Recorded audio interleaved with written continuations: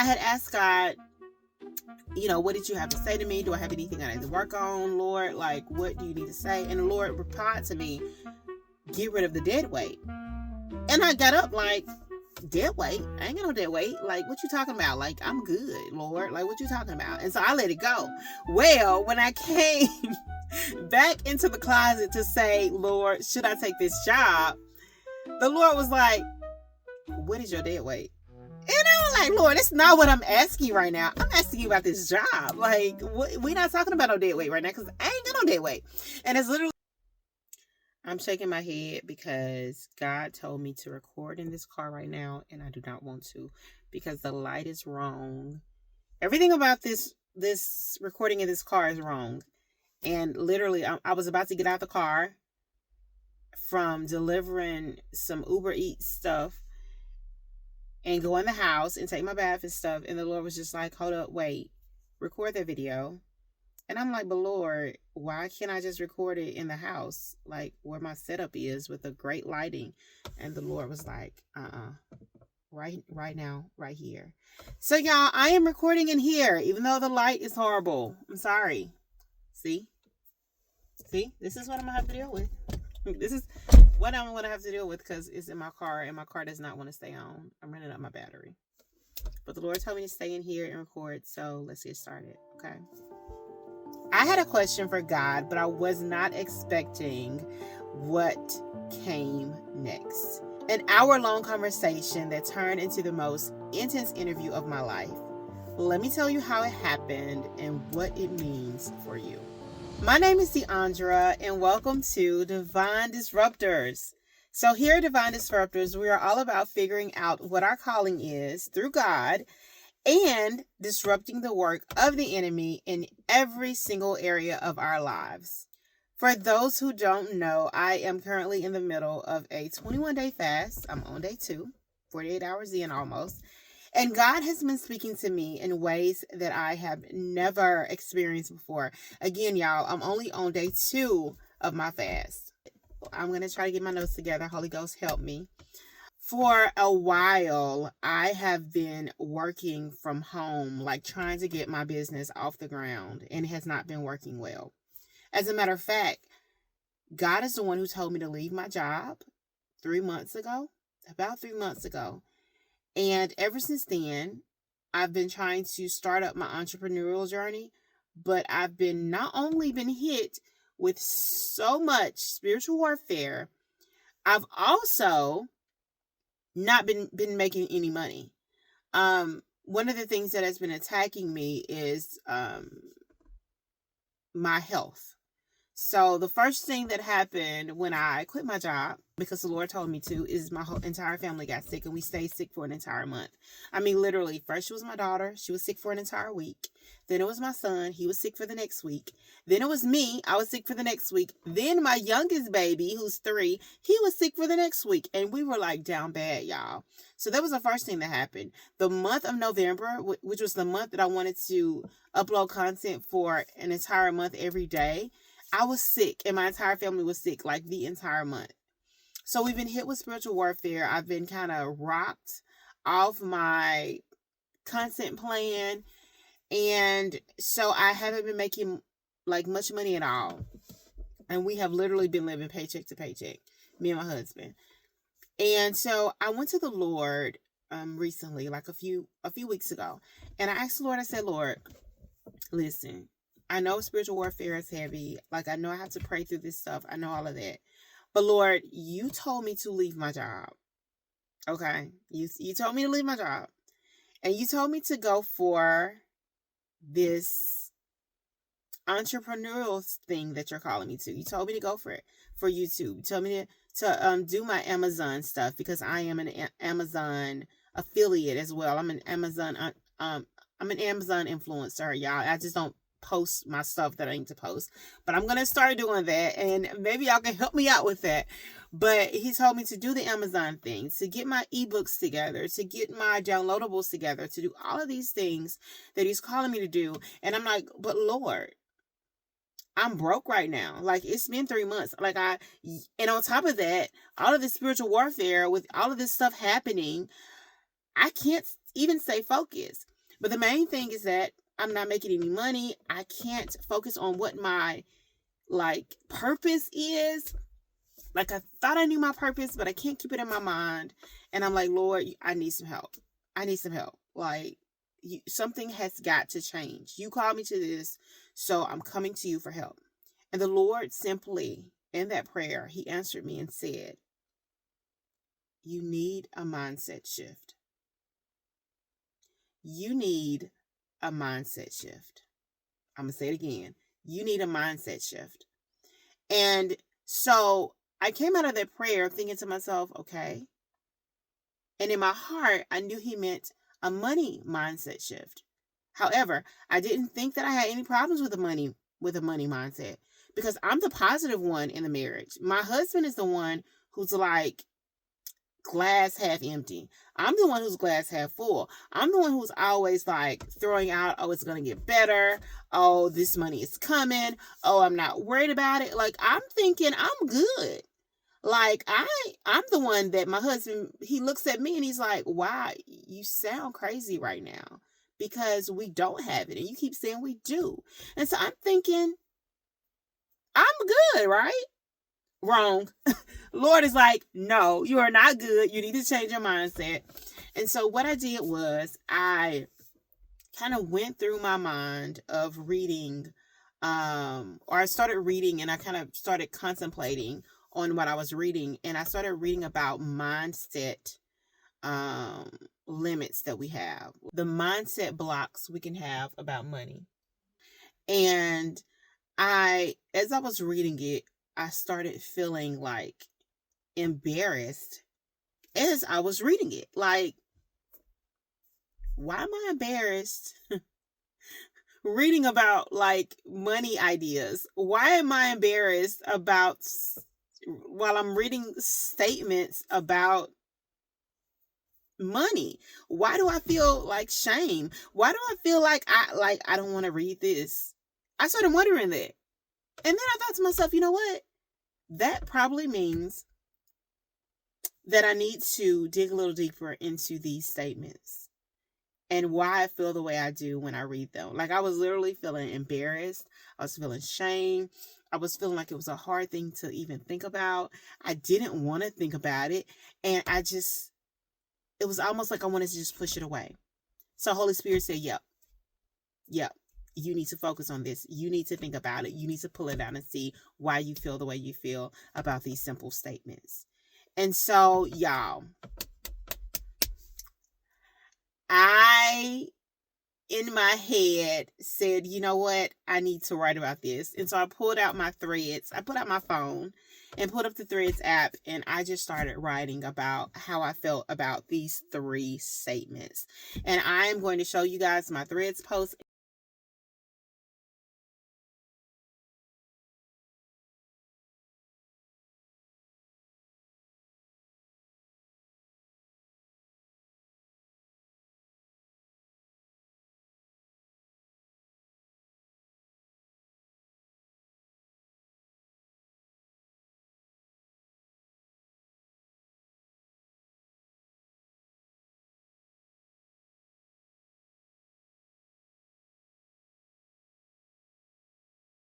Whew, Jesus. Like, that's how I was after I got done with that post. And so I made that Threads post on Sunday night, and I was starting my fast on Monday, right? So I made that Threads post on Sunday night. It was really Monday morning, because it was like midnight when I posted it. And so at the beginning of my fast, I made the post, right? I'm asking the Lord, God, why don't I have any money? And the Lord is telling me you need a mindset shift. I make the post talking about what could be my subconscious thinking on money. And I was shocked at my subconscious thinking, literally shocked. And I just began to meditate on it. And even as I began to meditate on the scriptures that refuted my thinking, I just began to feel my thinking change. Day 1 of my fast, later that day, after I went to sleep and woke up, I got a phone call from somebody telling me that there was a job offer waiting on me. that this job paid $70,000, and that the person who is over the job told me, is saying that I can have the job. It was mine. I didn't have to do anything, basically. Basically the words were, if you want the job, it's yours. It's paying $70,000 Monday through Friday. Now, I get this. Remember that I said that the Lord called me away from my 9 to 5 and told me to start an entrepreneurial journey. And then I get this job offer day one of my fast for $70,000. I can have it. It's mine if I want it. And I'm sitting there in shock, like, what? And I made another Threads post about this. In the middle of me hearing this news, I made this Threads post.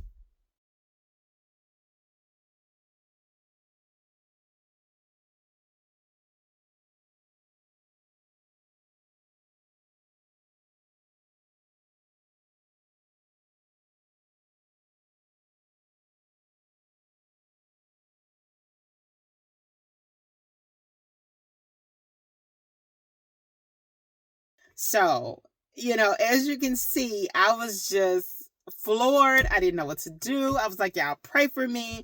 And so basically I went into my prayer time. I went into my prayer closet and I immediately prayed, y'all.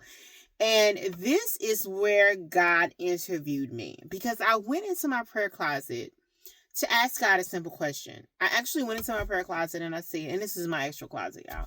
And I said, Lord, is this job for me? Should I take this job? Y'all, I was in the closet for over an hour. I found out after I got out. I was in the closet for over an hour praying. Tell me why God did not answer my question until the last 5 minutes of that prayer. Literally, the last 5 minutes. I went in there asking God, is this job for me? And the Lord immediately asked me another question. He said, what is the dead weight that you have on you? Now, he was asking me about dead weight because previously in another prayer time with the Lord, I had asked God, what did you have to say to me? Do I have anything I need to work on, Lord? Like, what do you need to say? And the Lord replied to me, get rid of the dead weight. And I got up like, dead weight? I ain't got no dead weight. Like, what you talking about? Like, I'm good, Lord. Like, what you talking about? And so I let it go. Well, when I came back into the closet to say, Lord, should I take this job?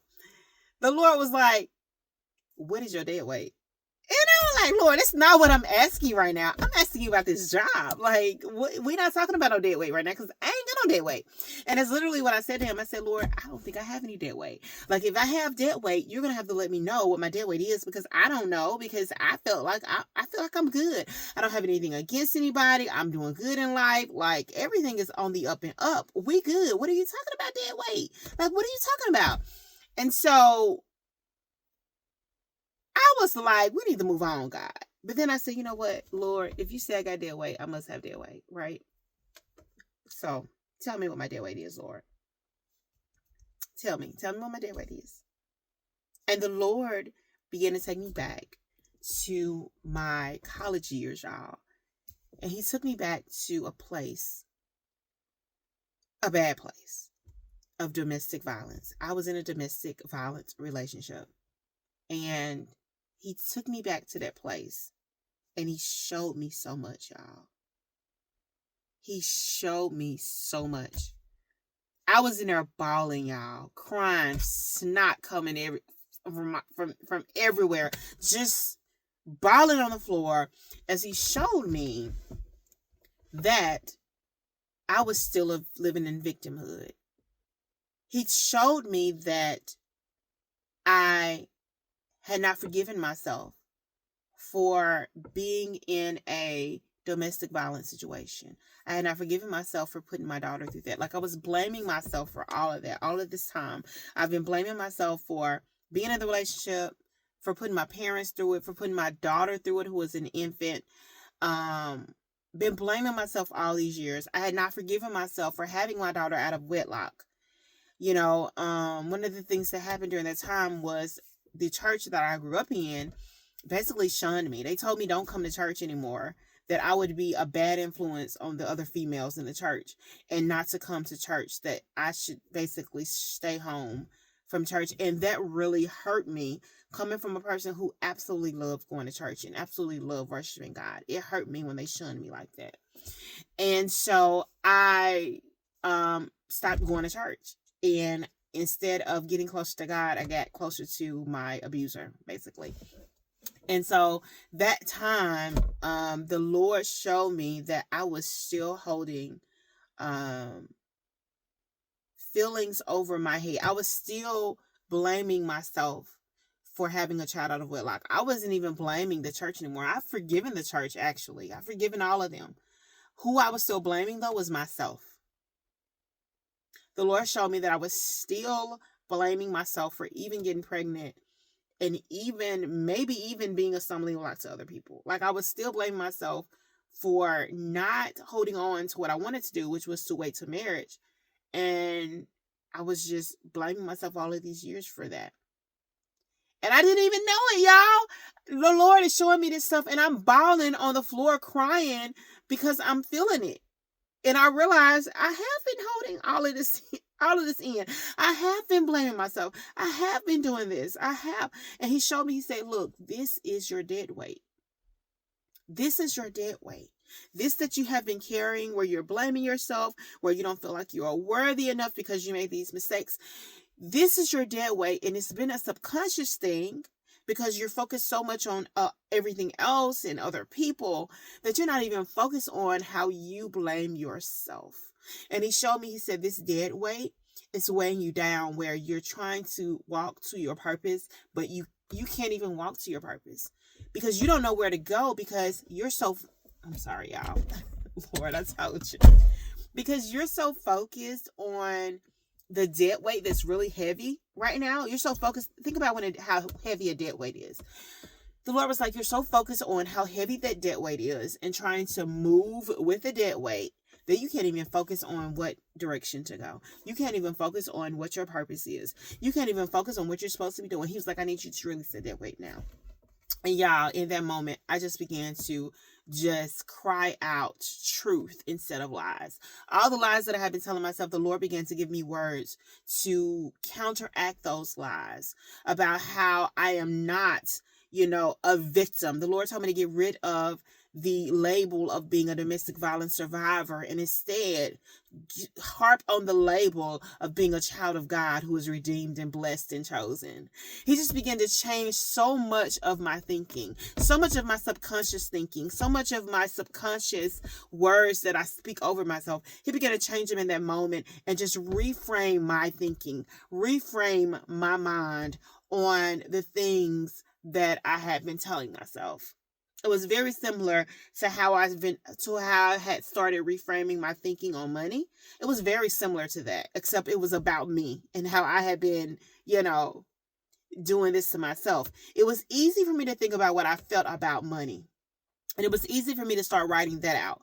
But it was harder for me to think about what I actually feel about myself, and the mistakes that I've made, and the choices that I've made in life, and how maybe I'm blaming myself for even being here and for even not making money, because if I had just done more things right and follow the way of the Lord, maybe I would be more blessed right now. But because I haven't, maybe this is what I'm supposed to, maybe this is what I deserve. Telling myself without even knowing it. And the Lord, after all of that was released off of me, y'all, I'm telling you, I was on the floor for like an hour. After all of that was released off to me, after that breakthrough, the Lord then asked me a question. He said, what is your purpose? Now, I had just the day before, on that Sunday, just this past Sunday, I had asked the Lord, what is my purpose? Because I told the Lord, I said, I thought I knew my purpose, but it seems like it just keeps leaving me. Like I can't focus on it. I keep forgetting what it is. Lord said, tell me what your purpose is. Y'all, when I say I opened my mouth and just started speaking exactly what my purpose is, going into detail in that closet about what my purpose is, it was so clear. And then the Lord said to me, he said, look, that dead weight was keeping you from recognizing what your purpose was. what your purpose is. That debt weight had you in such a bind, had your mind all over the place that you couldn't even recognize what your purpose is. Even though I had told you time and time again, you could not keep that in focus because you were too focused on that debt weight you were carrying. Y'all, get rid of the debt weight. Get rid of the debt weight. It has got to go, or you will never move into your purpose. Go into your secret closet, into your secret place, and ask, Lord, what is your debt weight? Because that was something else for me. Now, my phone is about to die, so let me hurry up. So after that, I then asked the Lord, after I felt like I could ask him, I said, Lord, should I take this job or not? And then the Lord gave me my interview. He said, if you take this job, Deandra, how will you do the things that I've called you to do? How will you do your content creation? How will you do everything I'm calling you to do? How will you do it? Lay it out for me. And I sat there, y'all, for a while explaining to God how it could work, like how I could do it on the weekends, how I could do stuff after work. And the Lord was like, okay, give me a 3-month content schedule that you're going to do, where you're going to do everything I've told you to do. Tell me how that will work with a job. And I said, okay, Lord, I'm going to do that. And then he said, okay, you can have the job. The job is yours. I just need you to make sure that you do what I've called you to do.